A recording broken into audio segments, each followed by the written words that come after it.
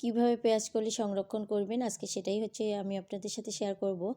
এখন যেহেতু পেঁয়াজকলি অনেক সস্তায় পাওয়া যাচ্ছে, কিছুদিন পর হচ্ছে যে কিন্তু অনেক বেশি দাম বেড়ে যাবে, আর তখন কিন্তু এটা কিনে খাওয়া মুশকিল হয়ে যাবে।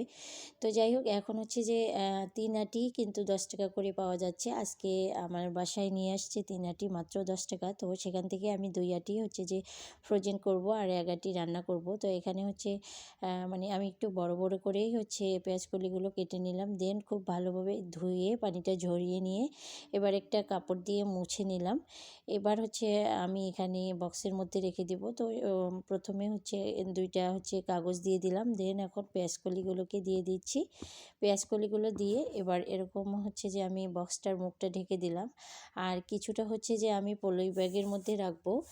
তো এখানেও হচ্ছে আমি নিয়ে নিলাম।